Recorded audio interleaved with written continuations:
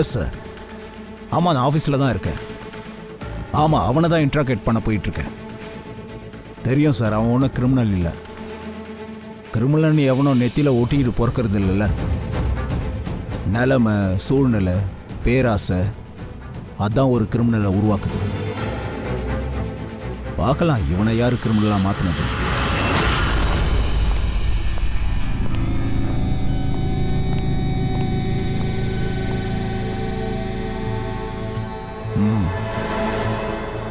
இப்போ இந்த கேஸை சிஐடியில் கிரைம் பிரான்ச்சுக்கு மாற்றிருக்காங்க.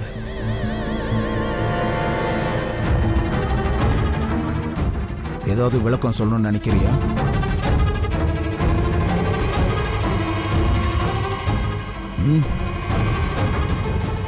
நான் deputy commissioner of police Rajeev. உன்னை பற்றி நிறைய கேள்விப்பட்டிருக்கேன். ஆனால் இப்படி சந்திப்பேன்னு நான் யோசிக்கவே இல்லை. நானும் உங்களை பற்றி நிறைய கேள்விப்பட்டிருக்கேன் சார். நல்ல கேள்விப்பட்டிருக்கேன். ரொம்ப ஸ்ட்ரிக்டான ஆஃபீஸர். அப்போ உனக்கே இது தெரிஞ்சிருக்கோம்ல. ஒரு சின்ன தப்பு நடந்தாலும் உன்னை நான் விட போகிறதில்ல. சட்டம் எல்லாருக்கும் சரிசமமான விஷயம் சார். அப்படி நான் குற்றம் பண்ணியிருக்கேன்னா தண்டனை அனுபவிக்கவும் தயாராக இருக்கேன் சார். குற்றவாளினா தண்டனை அனுபவிச்சு தான் ஆகணும். விக்ராந்தை எதுக்காக கொண்ட?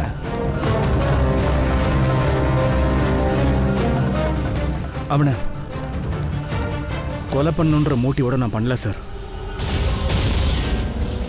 அப்படியா? அப்படின்னா நீ எதுக்காக ஷூட் பண்ண? தெரியல, ஆனா குண்டு பாஞ்சிருச்சு. ஷூட் பண்ணிட்டியா?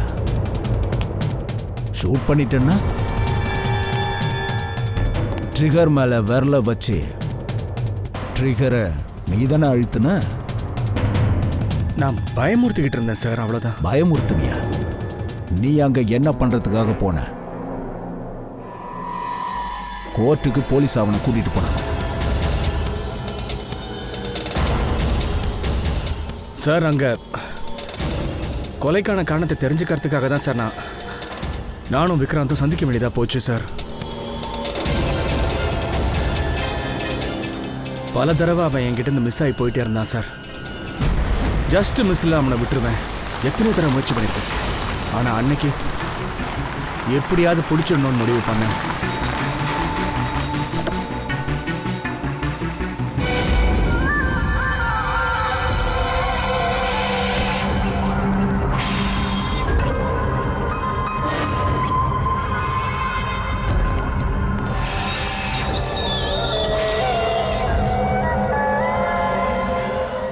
சரக்கு கொண்டு வந்திருக்கியா? ஆமாங்க, நீங்க எவ்வளவு சொன்னீங்களோ அவ்வளவுமே இதுல இருக்கு.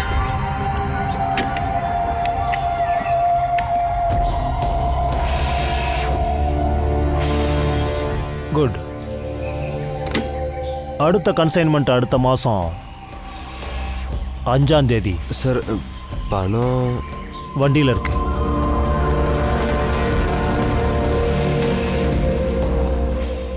என்ன விஷயம்? ஏன் உனக்கு இப்படி வேர்த்து கொட்டுது? வேர்க்குதா? இல்ல இல்லையே. எந்த ஸ்கூல்ல நீ இப்போ அட்மிஷன் வாங்கியிருக்கியோ அந்த ஸ்கூலுடைய ஹெட் மாஸ்டர்டா நான். எதடா மூடி மறைக்கிற? இல்ல இல்ல இல்ல ஒன்றும் இல்லை. ஓ, அப்போ அதான் விஷயமா? எவன்டா அனுப்புனது? சிஐடியவே நீ வர வச்சிட்டியா? நில்லு. விக்ராந்தை ஏமாத்துனதுக்கு நீ ரொம்ப வருத்தப்படுவ.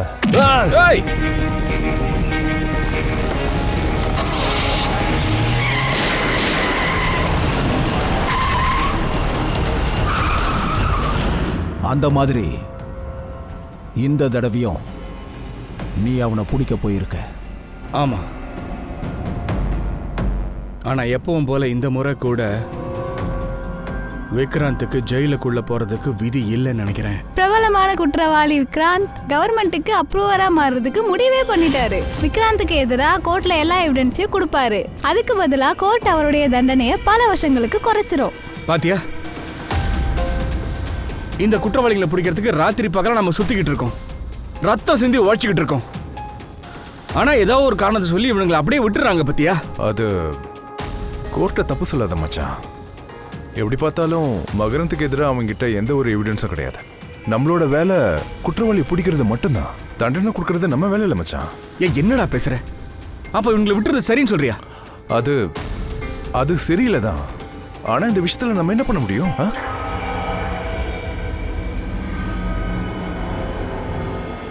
பண்ண முடியும்டா மாப்ள, நிறைய விஷயங்கள் பண்ண முடியும். நான் எவ்வளோ பெரிய குற்றவாளிகளெல்லாம் பார்த்துருக்கேன் சார். ஆனால் இந்த விக்ராந்த் வேற மாதிரி. ஒவ்வொரு முறையும் ஏதாவது ஒன்று பண்ணி தப்பிச்சு போயிடுறான் சார். அதனால இந்த தடவை அவன் தப்பிச்சு போகிறதுக்கு உனக்கு சுத்தமாக பிடிக்கல இல்லை? என்ன நீ அதுதானே சொல்ல வந்த? ரொம்ப சரியா சொல்லிட்டீங்க சார். என்னுடைய பழைய ஃப்ரெண்டு முரளி தான் இந்த கேஸுக்கு இன்சார்ஜ்னு எனக்கு அப்புறமா தான் தெரிய வந்துச்சு. ஸோ எனக்கு விக்ராந்தை பார்க்கணும். ப்ளீஸ், ஒரு 10 நிமிஷம் போதும்.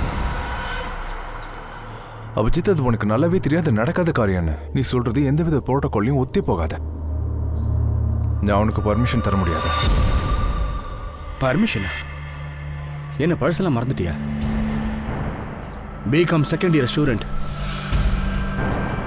பேசிட்டு இருக்கும் போதே சுட்டு கொண்டுட்டான், ஞாபகம் இருக்குல்ல? அவன் சுடுறதுக்கு யார் பர்மிஷன் கொடுத்தது?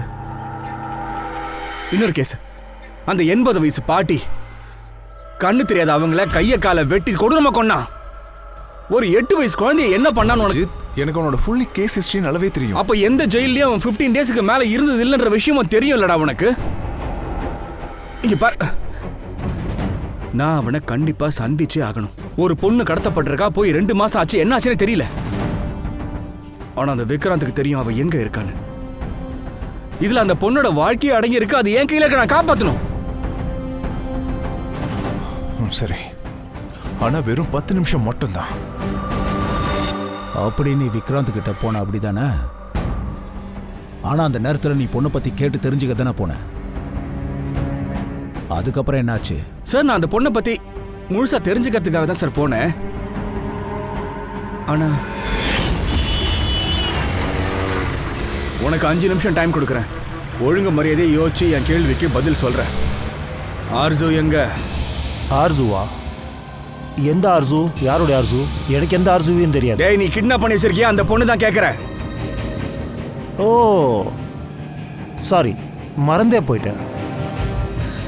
எங்க ஒளிச்சு வச்சிருக்க? ஒரு விஷயம் தெரியுமா அபிஜித்? போன தடவை கூட நான் ஒரு பொண்ணை கிட்னாப் பண்ணேன். அப்புறம் அதையும் மறந்துட்டேன். திடீர்னு 2 மாதத்துக்கு அப்புறம் எனக்கு ஞாபகம் வந்துருச்சு. அப்புறம் தான் போய் பார்க்கும்போது அந்த பொண்ணோட பாடியை ஒரு சேரில் கட்டி போட்டு வச்சுருந்தாங்க. அந்த பொண்ணோட பாடியை அடிச்சிட்டு இருந்துச்சு. ஆனால் இப்போது ஆர்சுடைய நிலைமையும் அதே மாதிரி தான் போய் முடிச்சிடும் பாரு. அதெல்லாம் ஒன்றும் நடக்காதுடி.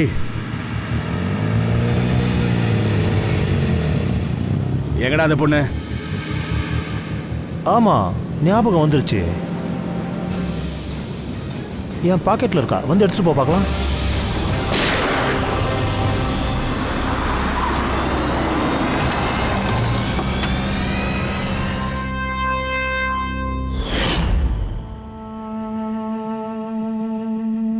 கேட்டுக்கிறேன்.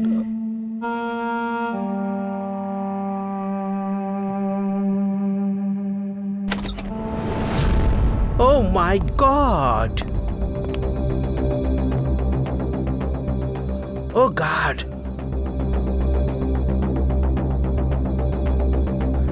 கேட்டா, உன்ன மாதிரி ஒரு ரெஸ்பான்சிபிள் ஆஃபீஸர் இப்படி பண்ணுவான்னு நான் நினைச்சு கூட பார்க்கல.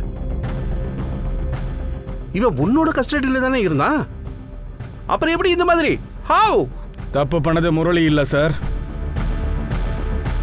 இதெல்லாம் என்னால தான் ஆச்சு.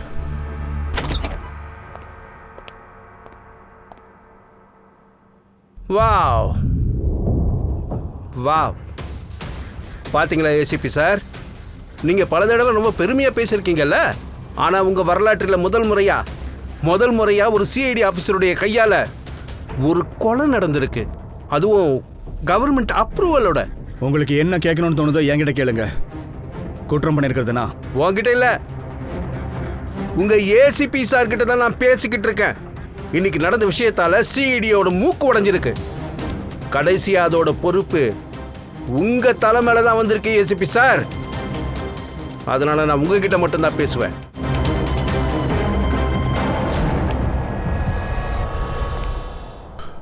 இதெல்லாம் எப்படி நடந்துச்சு? எப்படி ஆச்சுன்னு ஒன்றும் புரியல சார். நான் சும்மா அவனை மிரட்டிக்கிட்டு தான் சார் இருந்தேன். கண்ணு எப்படி குண்டு பாய்ச்சதே எனக்கு ஒன்றும் தெரியல சார். அப்படியா? ஓ, அது சரி அது சரி அது சரி, அப்படியா விஷயம்?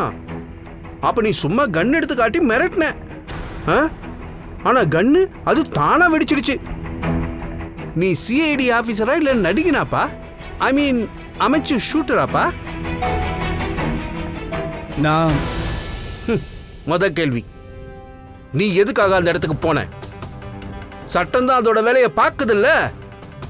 அப்ப நடுவுல என்ன இதுக்கு நீ போய் உன்னோட மூக்க நுழைச்ச? ஜெயின் சார் ப்ளீஸ், நீங்க கொஞ்சம் பொறுமையா பேசுங்க. அபிஜித் ஒரு சிஐடி ஆபீசர், சாதாரண ஆள்லாம் கிடையாது. இத பார், என்ன பொறுத்த வரைக்கும் இந்த அபிஜித் ஒரு குற்றவாளி. அவன் அவ்வளவுதான், மக்கரத் மாதிரியே தான். அப்புறம் எவ்வளோ வாங்கின, எவ்வளோ பணம் வாங்கின இவனை கொள்றதுக்காக அந்த மக்கரத் கிட்ட இருந்து?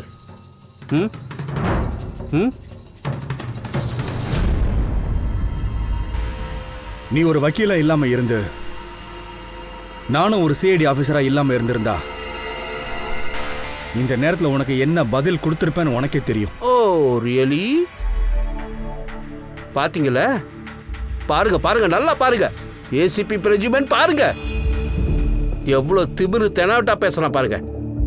கொலை செஞ்சுட்டு வந்து நிக்கிறான். இவன் என்ன பார்த்து, ஒரு லாயரை பார்த்து, அதுவும் சீனியர் லாயரை பார்த்து மிரட்டிக்கிட்டு இருக்கான். ஒரு செம்மத்தியான சார்ஜ் ஷீட் போட்டு உன்னை நிரந்தரமா உள்ள வைக்கிறனா இல்லையான்னு பாரு. எத்தனை ஜென்மம் எடுத்தாலும் நீ அந்த தண்டனையை மறக்கவே முடியாதுடா. நரகலாம் என்னன்னு காட்டுறவனுக்கு. சரி சார், நான் தான் அவனை சுட்டேன்னு வச்சுக்கோங்க. விக்ராந்த் செத்து போயிட்டான். ஆனா வாண்டடா அவனை கொலை பண்ணணும்னு எனக்கு ஒன்றும் ஆசை கிடையாது. கொன்னதுன்னு தான் சொல்லுவாங்க. நீ எப்படி பண்ணாலும் சரி, தப்போ சரியோ அது இங்க முக்கியம் இல்ல. கோர்ட்ல இதெல்லாம் நிரூபிக்க முடியாது. அந்த ப்ராசிக்யூட்டர் ஜெயந்த், மீடியா ஆளுங்க பேப்பர் மாதிரி உன்னை கிழின்னு கிழிப்பாங்க, பார்த்துக்கிட்டு.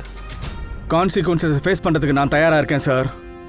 இந்த ஜெயந்த் மீடியா அவனுங்கெல்லாம் என்ன வேணா பழி போட்டுக்கிட்டோம் சார். ஆனா நான் மக்கராந்தோட ஆளுன்னு சொல்றாங்கல்ல, அதை என்னால் ஏத்துக்கவே முடியாது.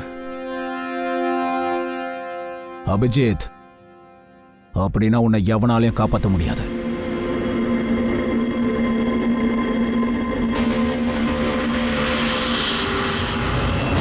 எல்லா விட்னஸும் எவிடன்ஸும் அபிஜித்துக்கு எதிராக இருக்கு.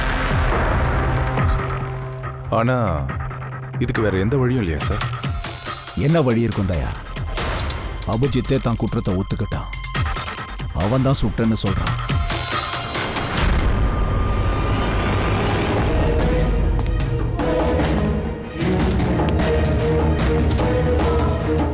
விக்ராந்தோட மரணம் அபிஜித்தோட புல்லட்டால ஏற்படல. அப்படின்னா விக்ராந்துக்கு லங்ஸுக்கு கீழே தான் குண்டடிப்பட்டு இருக்கு. அப்படி லங்ஸுக்கு கீழே புல்லட் பாஞ்சா ஒரு மனுஷன் சாகிறதுக்கு 20 இருந்து 30 நிமிஷம் வரைக்கும் ஆகும். ஆனா விக்ராந்தோட மரணம் உடனே நடந்துடுச்சு. எக்ஸாக்ட்லி. அதனால தான் நான் சொல்றேன், விக்ராந்தோட மரணம் அபிஜித்தோட புல்லட்டால ஏற்படல. அதுக்கு வேற காரணம் இருக்கு. வேற என்ன காரணமா இருக்க முடியும்? அந்த வேன்ல டிரைவர் அபிஜித், விக்ராந்தை தவிர வேற யாருமே இல்லை. ஒரே ஒரு புல்லட் ஷூட் ஆயிருக்கு, அதுவும் அபிஜித்தோட கன்ல இருந்து. அப்போ அந்த டைம்ல வேனுக்குள்ள யாரும் இல்லை. ஆனா வேனுக்கு வெளியே யாராவது இருந்திருக்கலாம்ல.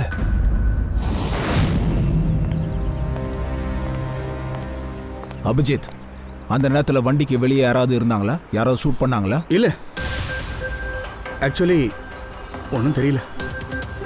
ஏன்னா என் கான்சன்ட்ரேஷன் ஃபுல்லா விக்ராந்த் மேல இருந்துச்சு. கொஞ்சம் நல்லா யோசிச்சு சொல்றா. உள்ள ஷூட் ஆகுறதுக்கு முன்னாடி என்னாச்சு? ஏதாவது வித்தியாசமா அங்க நடந்துச்சா? புல்லட் ஷூட் ஆகிறதுக்கு முன்னாடி நான் நான் அவன்கிட்ட பேசிட்டு தான் இருந்தேன். திடீர்னு வேன் ஷேக் ஆச்சு. வண்டி ஒரு பக்கம் சாஞ்சுது. அவன் அந்த பக்கம் விழுந்துட்டான், நானும் இந்த பக்கம் விழுந்துட்டேன். ஷூட்டிங் சத்தம் கேட்டுச்சு. ஒரு நிமிஷம். வண்டி குலுங்குச்சா? எந்த மாதிரி குலுங்குச்சு? அது ரோட்ல ஏதாவது பள்ளம் வந்துச்சுன்னா வண்டி ஷேக் ஆகும் இல்லையா பெருசா? ஆனா இங்க ரோட்ல பள்ளமேடே இல்லையே. கண்ணு கெட்டின வரைக்கும் எங்கேயும் ஸ்பீட் பிரேக்கரே இல்லையே. ரோடு ஸ்மூத்தா இருக்கு. இந்த இடத்துல பள்ளமேடு எப்படி வரும்? ஆமாம் சார், ஷேக் ஆச்சு. வேன் அப்படியே லெஃப்ட் சைடா டர்ன் ஆச்சு.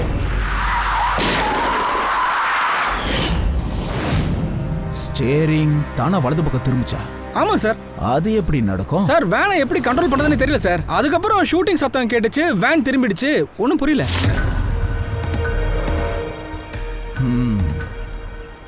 ஸ்டேரிங் வீல் தானாவே திரும்பிச்சு அப்படின்னா புல்லட் தானாவே ஷூட் ஆயிருக்கு. ரோட்ல குண்டு குழியும் இல்லை. அப்படி இந்த இடத்துல என்னதான் நடந்துச்சு?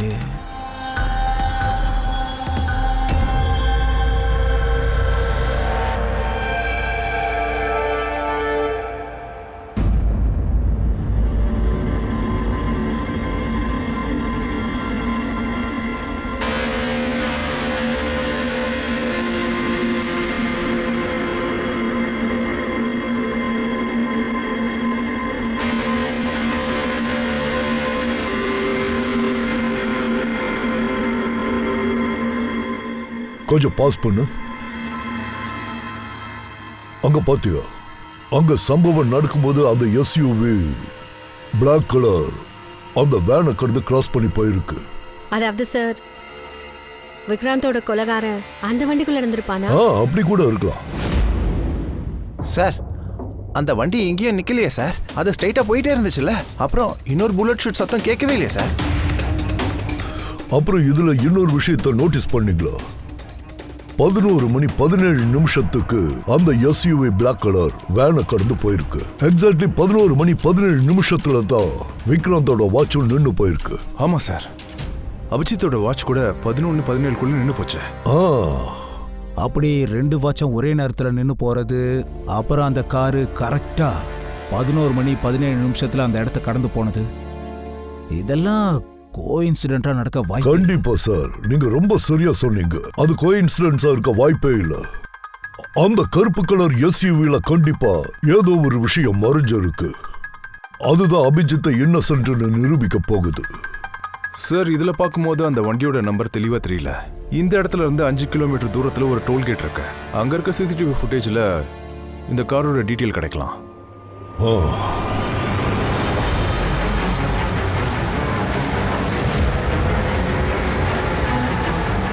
ஒருவேளை அந்த வண்டி டோல்கேட்டை தாண்டி போகலைன்னா அந்த வண்டி இங்கே தான் எங்கேயாவது இருந்திருக்கணும், இந்த இடத்தை சுத்தி. சார், அது அங்க பாருங்க, கருப்பு கலர் காரா.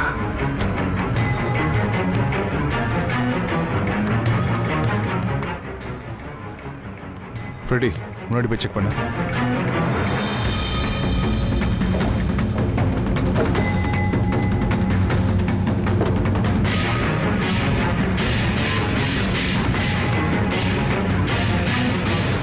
சோ, இது அதே கருப்பு எஸ்யூவி தான். இதை எரிச்சிருக்காங்க. அப்படின்னா வண்டிக்குள்ள ஏதோ ஒன்று இருந்திருக்கு. அதை கொலைகாரன் அழிக்கணும்னு நினைச்சிருக்கான். சார், வண்டியில நம்பர் பிளேட்டும் இல்ல, சேசஸ் நம்பரும் இல்ல சார். எல்லாத்தையுமே பிளான் பண்ணி அழிச்சிட்டு இருக்கானுங்க.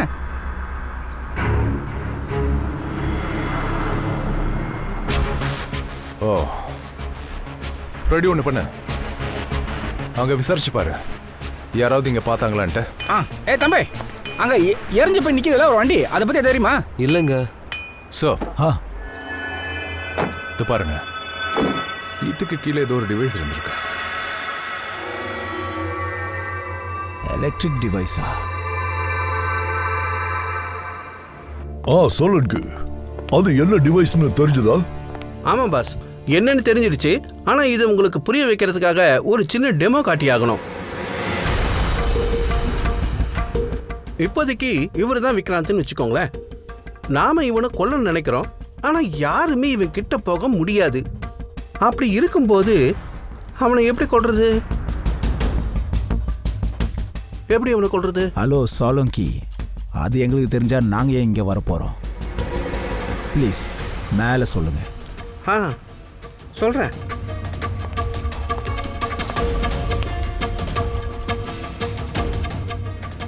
அது வந்து நீங்க கொஞ்சம் பின்னாடி போய் நிக்கிறீங்களா ப்ளீஸ்?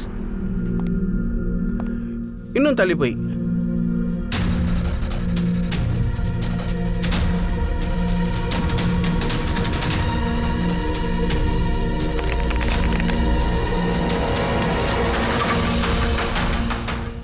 பாத்தீங்கல்ல, நாம யாரும் அவன் கிட்ட போகாமலே அவனை இந்த மாதிரி கொல்ல முடியும். சிம்பிள். அதை நீங்க எப்படி சார் பண்ணீங்க? பூர்வி, எப்ப எங்களுக்கு இந்த டிவைஸை பத்தி தெரிய வந்துச்சோ நாங்க அப்பவே விக்ராந்தோட பழைய மெடிக்கல் ரிப்போர்ட்டை வாங்கிட்டோம். பிரெயினுக்கானது. இந்த ஸ்கேன் 2 மாசத்துக்கு முன்னாடி எடுத்தது. அப்புறம் இந்த ஸ்கேன், இது நாங்க நேத்து நைட் எடுத்தது, அவன் இறந்ததுக்கு அப்புறம்.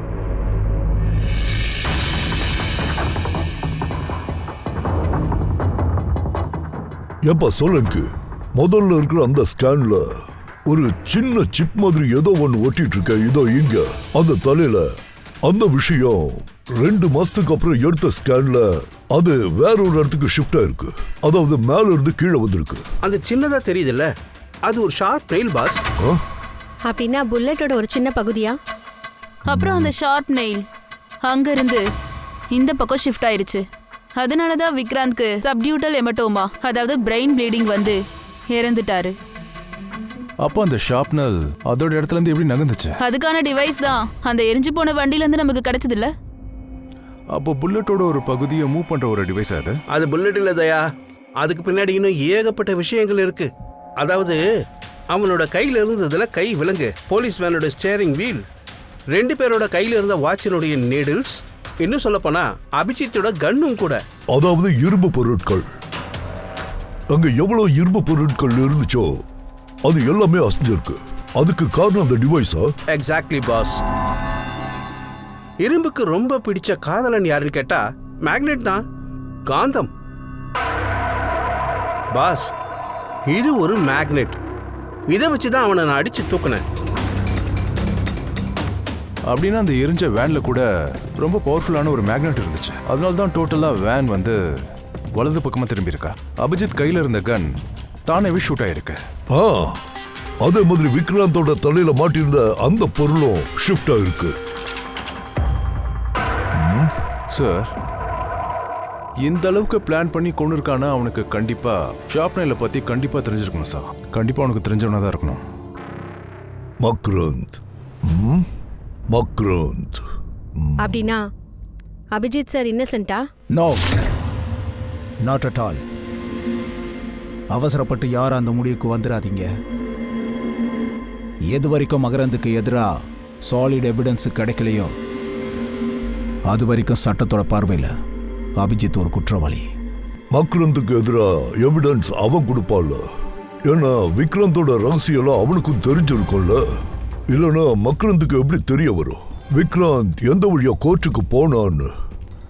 விக்ராந்தோட ரகசிய உளவாளி அப்படின்னு பார்த்தோன்னா அது வந்து முரளி அவனோட கூட்டாளிங்களும் தான் இருக்கணும். நீங்கள் எப்படி சார் இந்த மாதிரிலாம் யோசிக்கிறீங்க? நாங்கள் துரோகம் பண்ணியிருப்போம்னா நீங்கள் எந்த அளவுக்கு நேர்மையாக இருக்கீங்களோ அந்த அளவுக்கு நாங்களும் நேர்மையாக தான் இருக்கோம். விக்ராந்த எந்த இடத்துல எந்த சேஃப் ஹவுஸ்ல வச்சிருந்தாங்கன்னு உங்களுக்கு மட்டும்தானே தெரியும். அது வேற யாருக்கும் தெரியாது. அது உண்மைதானே? ஆமாம் சார், யாருக்கும் தெரியாது. எங்கள் வீட்டு ஆளுங்களுக்கும் தெரியாது சார். அப்படி இருக்கும்போது வெளியாளுங்களுக்கு எப்படி தெரிய வரும்? ஒருவேளை பணத்துக்கு ஆசைப்பட்டு யாராவது அவனுக்கு இன்ஃபர்மேஷன் கொடுத்துருக்கலாம்ல சார்? இல்லை சார், நாங்களும் போலீஸ்காரங்க தான். உயிரை பணையை வச்சு நாங்களும் தான் ரிஸ்க் எடுக்கிறோம். ஆனால் நீங்கள் இன்ஃபர்மேஷன் ஏதோ ஒரு இடத்துல இருந்து லீக் ஆயிருக்கு. ஆமாம் சார், நானும் அதான் யோசிக்கிறேன். இந்த இடத்துல 24 மணி நேரமும் சிசிடிவி கேமரா ஒர்க் ஆகுது. ஸோ யாரும் வெளியாளுங்க உள்ள வர முடியாது. என்ன சொன்னீங்க? வெளியாளுங்க யாரும் நினைச்சா கூட உள்ள வர முடியாதுன்னா? ஆமாம் சார்.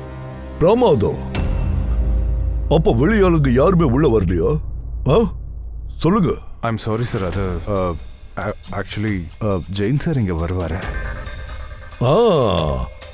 அப்பப்ப ஜெயன்ஜி மட்டும் வந்துட்டு போனாரா? Yes sir. அவர் அங்க எதுக்காக அடிக்கடி வந்துட்டு போனாரு? அந்த ஜெயின்ஜி மகாராணி இந்த நிலைமையிலையும் ஜெயில தூக்கி போடணும்னு பார்த்துருக்காரு. போலாம் சார். ஒருவேளை அந்த ஜெயந்த் டபுள் கேம் ஆடுறானா? இன்னும் கொஞ்ச நாள் அவர் ரிட்டைர்மெண்ட் ஆக போறாரு. கடைசி கேஸ் தான் இது. ஒருவேளை சன்னியாசம் போறதுக்கு முன்னாடி நிறைய பணம் சம்பாதிக்கலாம்னு நினைச்சிருக்காரு. சார், நிஜமாவே ஜெயந்த் நிறைய பணம் சம்பாதிச்சிருக்காரு. இப்ப 10 நாளைக்கு முன்னாடி பூனேல அவர் 10 கோடிக்கு ஃபார்ம் ஹவுஸ் வாங்கியிருக்காரு. என்ன? ஆமா சார், இது அந்த பார்ட்டியில எடுத்த போட்டோஸ். ஒரு நிமிஷம். மை காட், தயா, இவன் யாருன்னு உனக்கு தெரியுதா? ஆமா சார், இவன் பேர் தான் யோகி, மகரந்தோட க்ளோஸ் ஃப்ரெண்ட். ஜோஹி, மக்ரத்தோட க்ளோஸ் ரைட் ஹேண்ட், ஜெயந்தோட பார்ட்டியில கலந்துகிட்டு இருக்கா.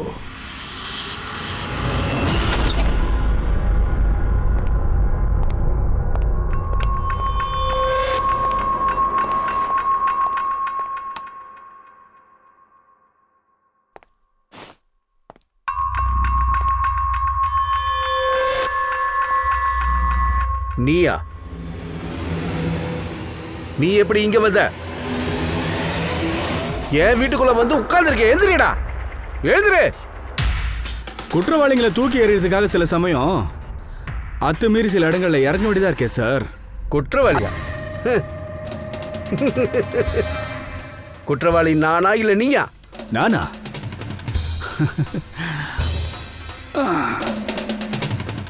ஆனா இந்த போட்டோ குற்றவாளி யாருன்னு அடையாளம் காட்டிடும்.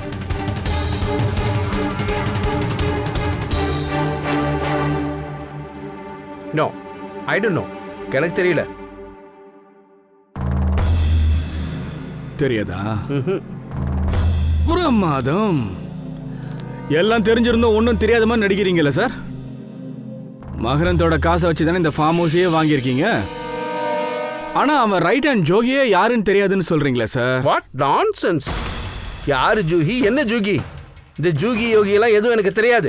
ஒருவேளை உங்களுக்கு தெரியாதுன்னா அந்த ஜோகி உங்க பார்ட்டியில எப்படி சார் வந்தா? இத பாரு, என் பர்த்டேக்கு ஏகப்பட்ட பேரை இன்வைட் பண்ணியிருக்கேன். எல்லாரையும் எனக்கு அடையாளம் தெரியுமா என்ன? அப்புறம் இந்த ஃபார்ம் ஹவுஸ் பத்தி ஏதோ கேட்டியே, அது என் வாழ்நாள் முழுக்க நான் என் ரத்தத்தை வேர்வியா சிந்தி சம்பாதிச்சது. மகரந்தை பத்தி தானே இப்ப பேசிக்கிட்டு இருக்கு.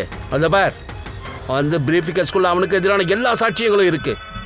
விக்ராந்த் சாகரத்துக்கு முன்னாடி அவன் எல்லா எவிடன்ஸையும் என்கிட்ட கொண்டு வந்து கொடுத்துட்டான். மகரந்தை நான் தூக்குல தொங்க விட்டு காட்டுறேன் பாரு. அவனோட சேர்த்து ஒன்னையும் தொங்க விடுறேன்டா. என்ன கரண்ட் போயிடுச்சு? திடீர்னு என்னாச்சு? எப்படி பவர் கட் ஆச்சு?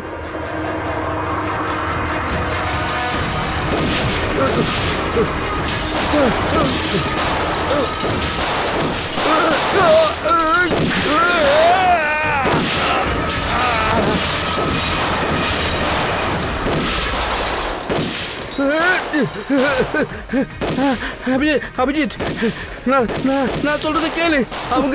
அவங்க மகரத்தோட ஆளுங்க. அவங்கதான். என்ன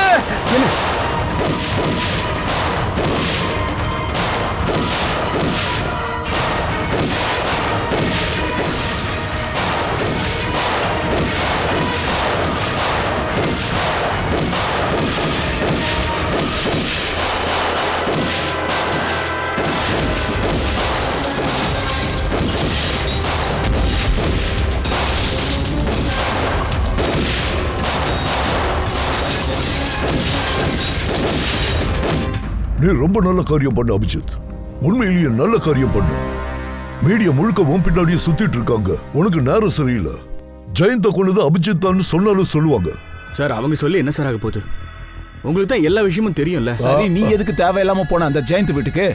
அங்க இருக்கிற சிசிடிவி கேமரால எல்லாமே பதிவாயிருக்கு. அவன் சாகும்போது நீ அங்கதான் இருந்திருக்க. அது மட்டும் இல்ல அபிஜித், மொத்த சிஐடி டீமும் குற்றவாளிங்கிறாங்க. நாங்க உன்னை காப்பாற்ற நினைக்கிறோம்னு சொல்றாங்க. சொல்லதான் செய்வாங்க பிரத்யுமன்.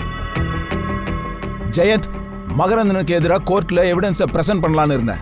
கரெக்டா ஒரு நாளுக்கு முன்னாடி தான் அவனும் சேர்த்து போயிட்டான். சார், ஆனா எவிடன்ஸ் எல்லாம் குற்றவாளிங்க கைக்கு போய் சேரல. நானே கொண்டு வந்துட்டேனே. எவிடன்ஸ் எல்லாமே இதோ கொலை பத்தினது இங்க இருக்கு சார். நீங்களே பாருங்க. எது இந்த எவிடன்ஸா? இந்த போட்டோகிராஃபா? இந்த பேப்பர்ஸா? இந்த எவிடன்ஸ் எல்லாம் பத்தாது. இத வச்சு அவனுக்கு தண்டனை வாங்கி கொடுக்க முடியாது. இதெல்லாம் பத்தாது சார். அப்படின்னா அந்த பென்டிரைவ், இந்த பென்டிரைவ்ல கண்டிப்பா ஏதாவது இருக்கும் இல்லையா? அபிஜித், இந்த பென்டிரைவ் பாஸ்வேர்டு கேக்குது. ஜெயந்த் சாகிறதுக்கு முன்னாடி பாஸ்வேர்டு ஏதாவது சொன்னானா? இல்ல சார். அதால் இதான் சொல்றதுக்கு முன்னாடி அதுக்கு முன்னாடி மூச்சு நின்னு போச்சு சார். அட என்னப்பா அது?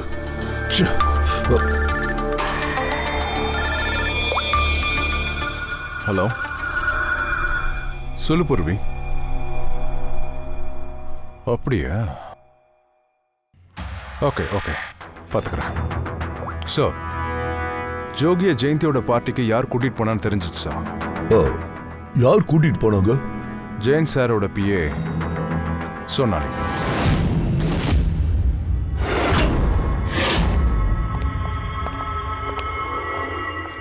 சார், இது என்னது? சொனாலி, சொனால். பூர்வி, போய் செக் பண்ண.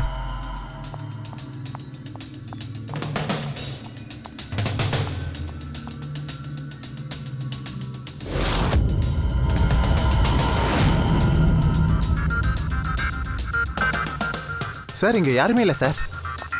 சார், அங்க யாருமே இல்ல. அப்போ எங்க போனா?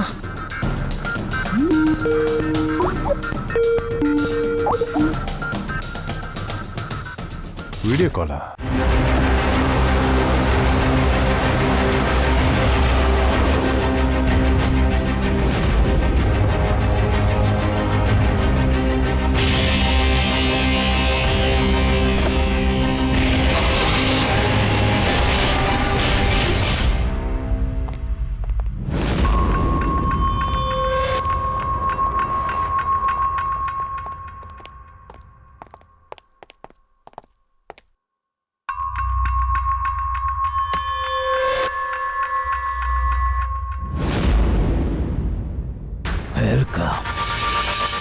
வெல்கம் அபிஜித்.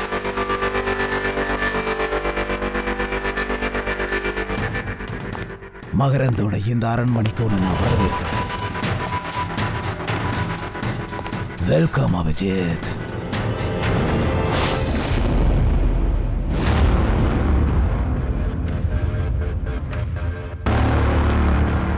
எவிடன்ஸ், ஆதாரம் இங்க இருக்கு பாஸ்.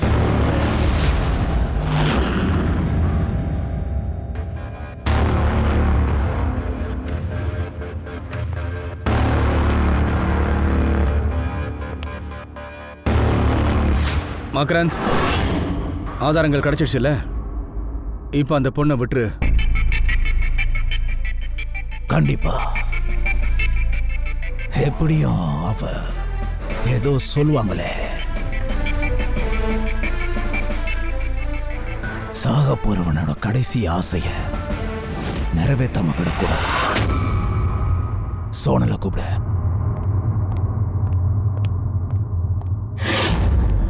சார்,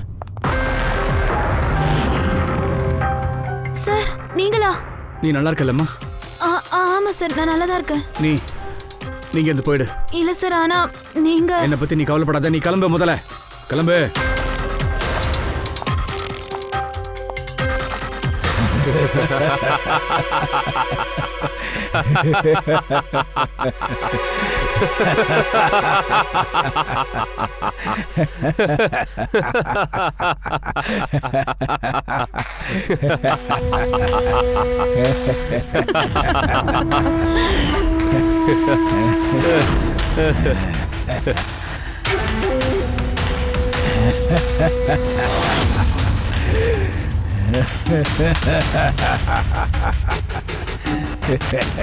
என்னம்மா நீயுமா? என் மூளை எப்படி வேலை செஞ்சதுன்னு பாத்தீங்கல்ல? உங்க சிஐடி ஆளுங்களை கூட நான் நம்ப வச்சு ஏமாத்திட்டேன். பாத்தீங்களா?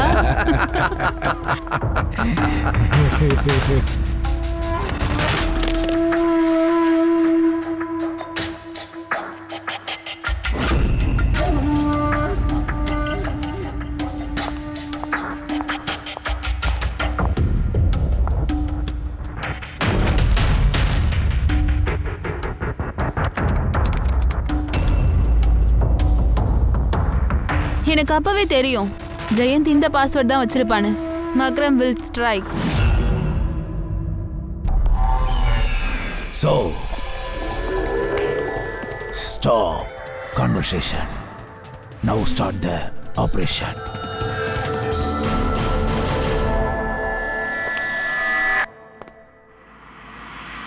நீ சாக வேண்டிய டைம் வந்துருச்சு. டைம் முடிஞ்சு போச்சா? இல்லையே.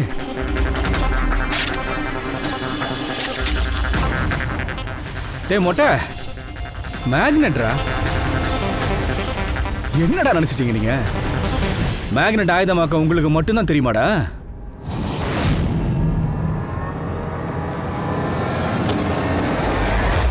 இந்த பிரீஃப் கேஸ்ல ஒரு பெரிய மேக்னெட் இருக்குடி. இதே மாதிரி ஒன்று தானே அன்னைக்கு நீங்க வண்டிக்குள்ள வச்சிருந்தீங்க விக்ராந்த கொலை பண்ற அன்னைக்கு. மக்ராந்த் உன் விளையாட்டு இன்னையோட முடிஞ்சு போச்சு.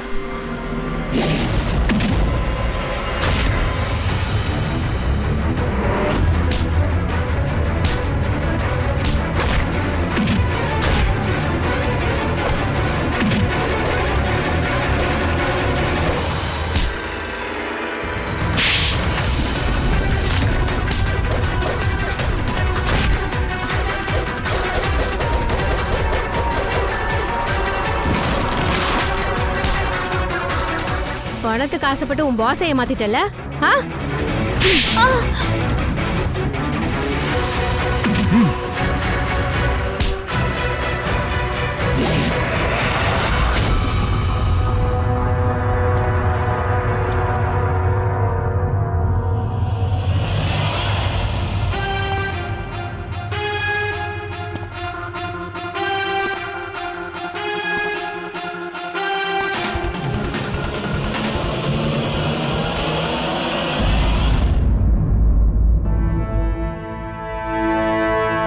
ஃபைனலி உன் மேல சுமத்தப்பட்ட எல்லா குற்றச்சாட்டையும் தூக்கி எறிந்தாச்சு. மறுபடியும் ஒரு தடவை அதே பெருமையோட நீ உன்னோட டியூட்டியில ஜாயின் பண்ணிக்கலாம். Thank you sir. சார் சார் நாங்கள் ஆர்சுவை காப்பாத்திட்டோம் சார். மகரந்தோட ஆளுக்கு தெரிஞ்சிருக்க விக்ராந்த் அவளை எங்க கைது பண்ணி வச்சிருக்கான்ட்டு. ஜெயந்தோட கனவு நினைவாயிடுச்சு சார். அவர் தான் மக்ராந்த உள்ள தூக்கி வைக்கணும்னு ஆசைப்பட்டாரு. ஏன் அதான் நீ இருக்கல? All is well against well.